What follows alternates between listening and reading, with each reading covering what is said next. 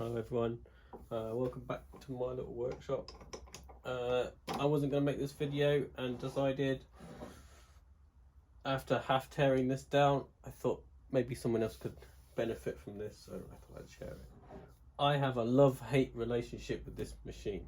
It is fantastic due to its form factor, however, for the same reasons, it's terrible. You can't have a rigid machine and make it small. That's just life. But there are some issues, and I think we can resolve some of them. One of them being, I don't like this vice. Throw it away. In the meantime, let's see if we can do something about it. Another thing, when I first got the machine, I put on the homemade DRO. I was quick and dirty. Plugged it straight into the front, and to do that I removed what was the physical stops on the front. It allowed me to straight bolt it on without doing any drilling into the machine. I think it'd be good to have those stops back, so what I'm going to do is move the DRO to the rear, remove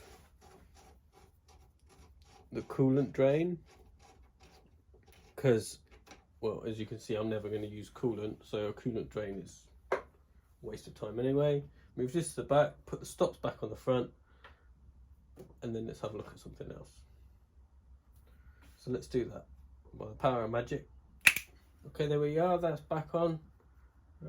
Back to how it was originally when I got it.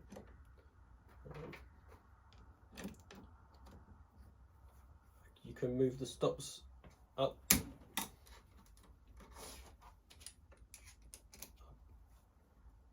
and obviously you can limit travel there. So there we go, that's that. Back to how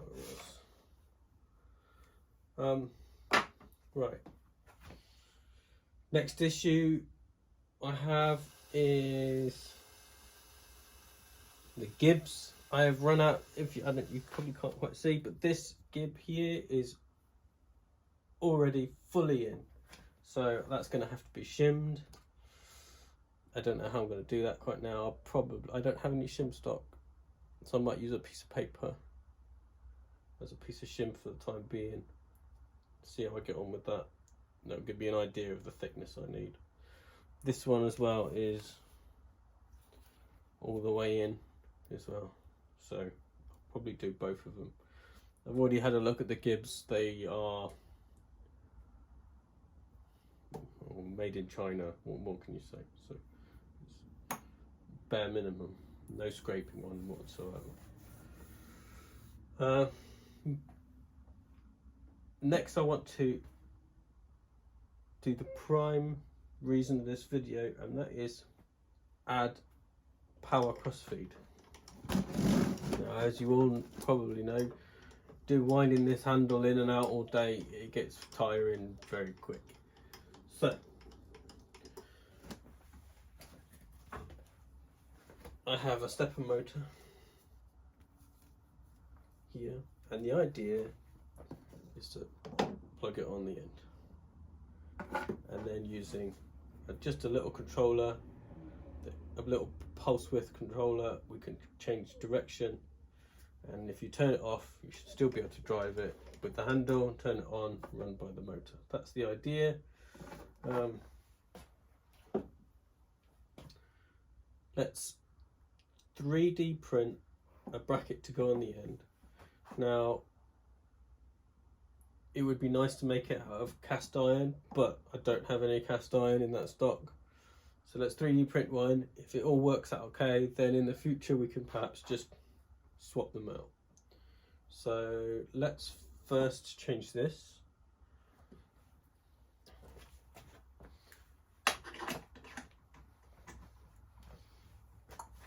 Okay, there we are, that's that on.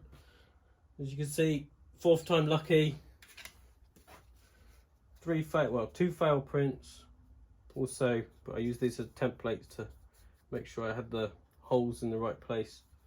Had to move the center hole a couple of times to make sure I got it quite right. As they say, measure twice, cut once. Well, in this case, it's, you know, measure 3 times, print 3 times, 4 times. So there we go. That goes in the bin. Let's bring you in for a closer shot on the left hand side, and you can have a look what I've done. We'll put the motor on, and then you can see what we're going to do next. Okay, so here we are. Here's it attached on. It's basically a plate, 2 holes, a hole for the motor, screwing holes, and a hole to put the DRO on the back. The idea is stepper motor. There's a registration hole that will go in here. So there's the motor on. I think you'd agree it's clean. I love it so far. I think the power is going to be sufficient for this mill. It's a small mill, it cannot take heavy cuts, so it should be fine on direct drive. If it was a heavy, bigger mill, then a pulley system I think would be a good idea, but for this I think it's going to be great. Now currently it's not, the motor is not connected to the lead screw, so that's the next job we're going to have to look at. Let's bring you in for a closer look.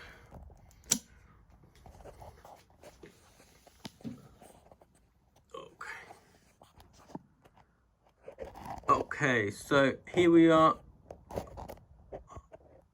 looking underneath.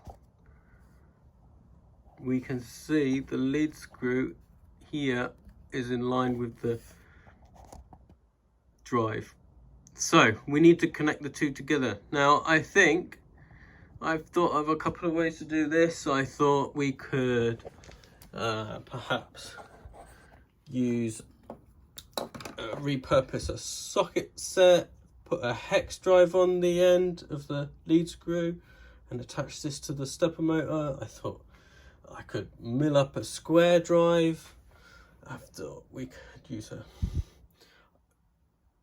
I did consider welding something on the end of the lead screw. However, that's a very bad idea because I think the lead screw needs to be able to come out at some point. So we need to, whatever we do, we need to make it removable.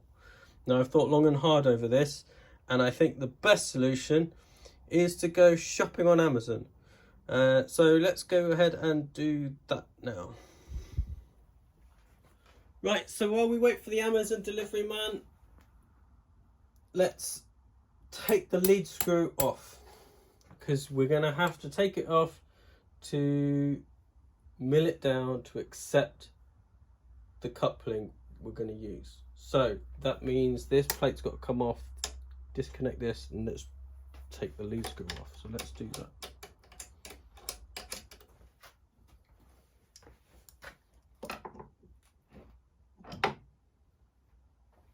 Right, so there we go, that's the lead screw off. So we need to put this in the lathe and turn down a small section here of 10 mil diameter. Now this shouldn't be a problem, this shouldn't affect the lathe, the mill, because at its extreme travel about here, the nut is still here, so we still got lots of room to play with down here. This is all dead screw, it's never used, so we've got some room to play with. So I will go take this, dismantle this, put it in the lathe, mill that down, and come back to you in a bit. Right, okay, there we are, off, been to the mill, off to the lathe. Turned the end 10 mil on the lathe. Yeah, so that looks good. Tidied up the loose end of the thread with a quick file. Make sure it slides back in. While we were doing that, Mr. Amazon finally arrived and has delivered us one of these. This can go on the end. There you go, beautiful. So let's reassemble this, and then providing that all goes okay, we can look at the next step, which is the electronics. Right, okay, there you go. There, it's back together. Right, I'll quick install this. Put the stepper motor back on. Bring you in for a closer view. You can see what's underneath, and then we can just move on to the electronics.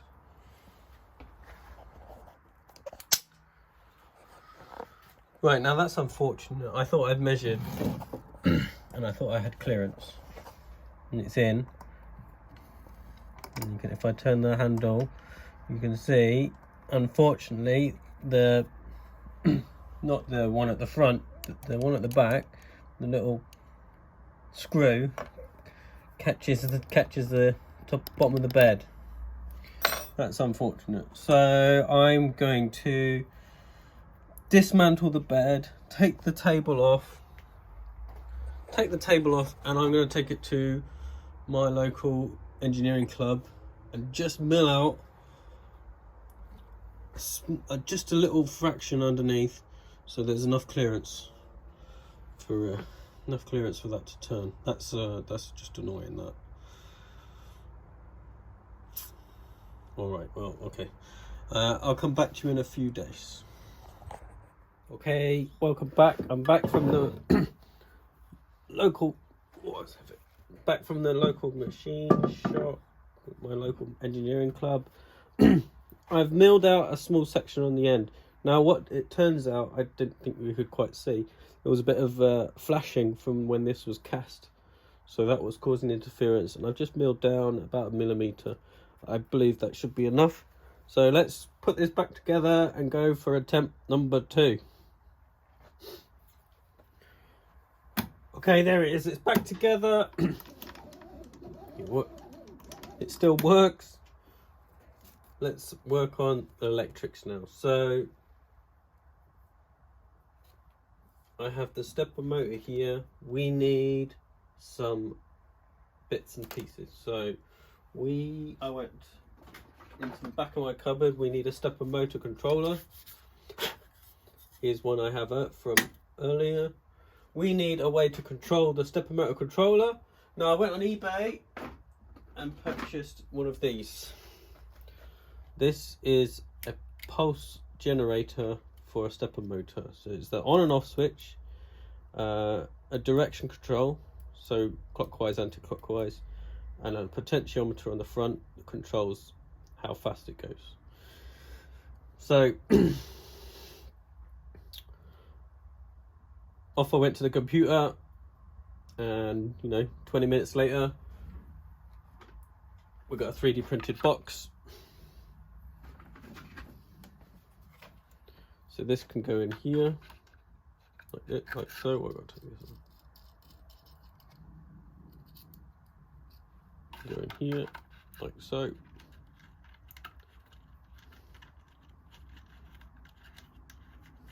There we go.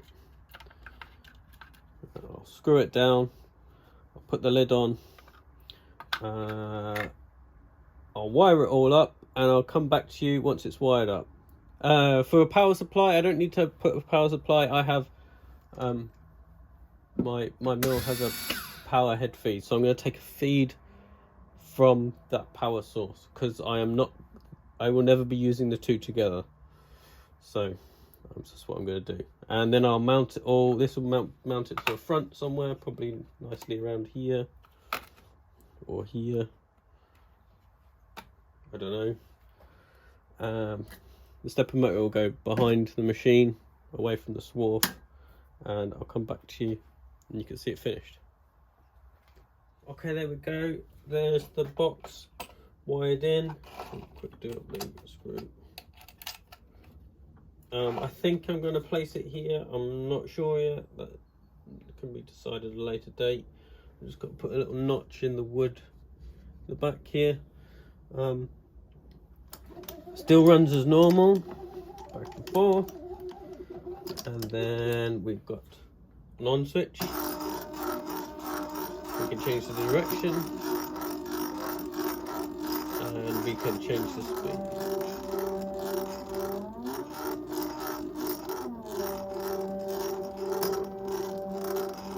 Now it's a little bit noisy, but that is the handle. The little handle on the end vibrates, so I might see what I can do to stop that, because obviously that's annoying. So there we go. It's just stopped now. Now I've got to go find out why it just stopped.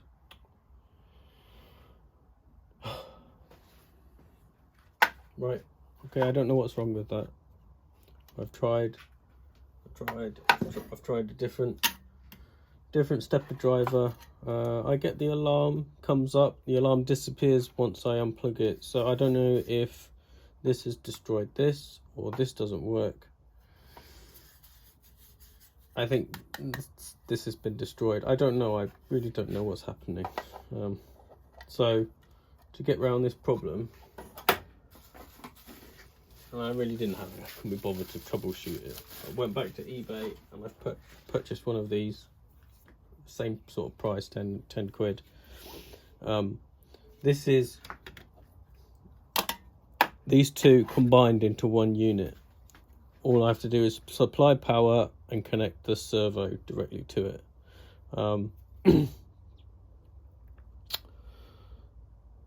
So let's go do that. Let's go wire this one up and see what happens.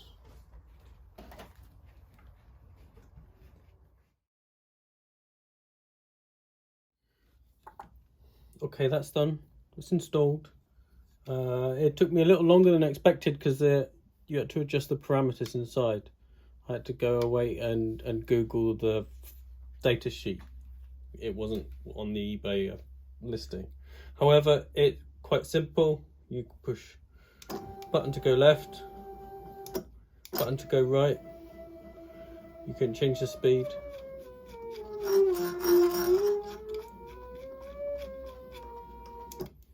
So that works quite well. I'm quite happy with that. I think I'm going to mount it just into the back here on the wall.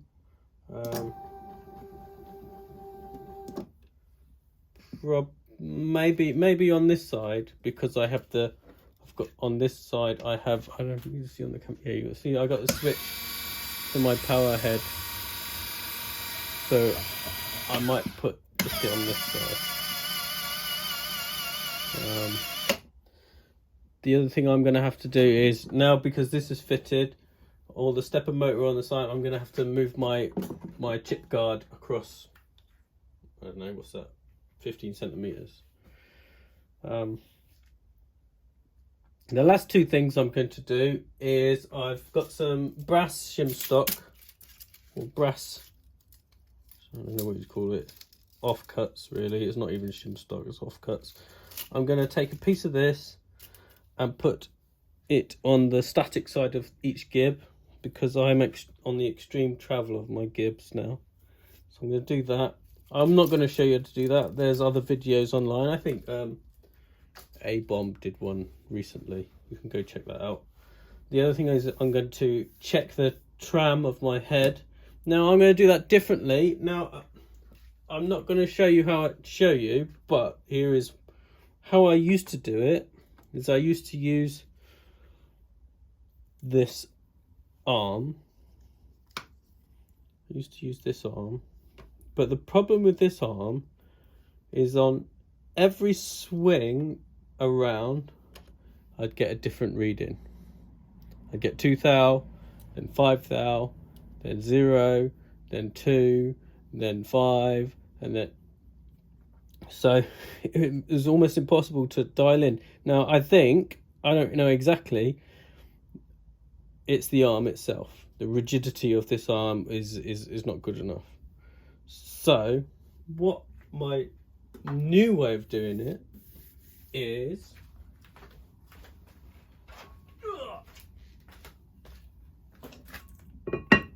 I have a brake disc here.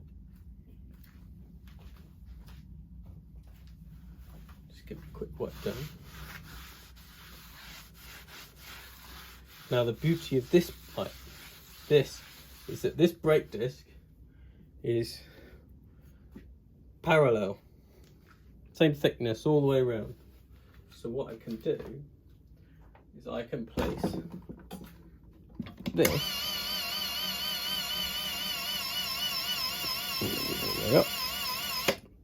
this in my headstock.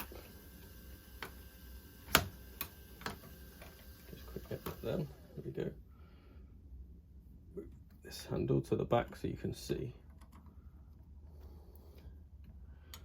There we go.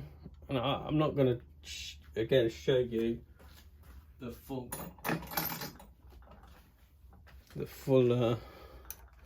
testing, but you can see if I just quick spin that now.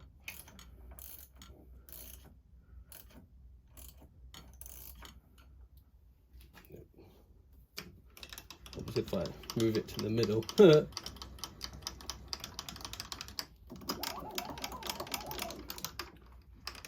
we go. If I spin that now, you can see I am already dialed in. There is literally no deflection on there. Why? I mean, if there is, I can't detect it. So I'm going to consider that good. I'm not going to come back to that unless I find an issue later in the future. That's it. I thought you might find that interesting. Thank you for stopping along. If you're interested, the work on the Warco is still ongoing. Yeah, the left hand, I've currently got the return hoses from the water pump fitted. Turns out my left hand, my port side axle pump is not working. I think it's to do with the non-return valves, so that's ongoing. My whistle is pants, so I'm still working on that. If I get those two things fixed, go for another steam test, and I think it's ready to finish, which would be wonderful. You can follow me on Instagram on Instagram /Mad Guernsey Boy. You want to follow the work on that. Thank you for watching.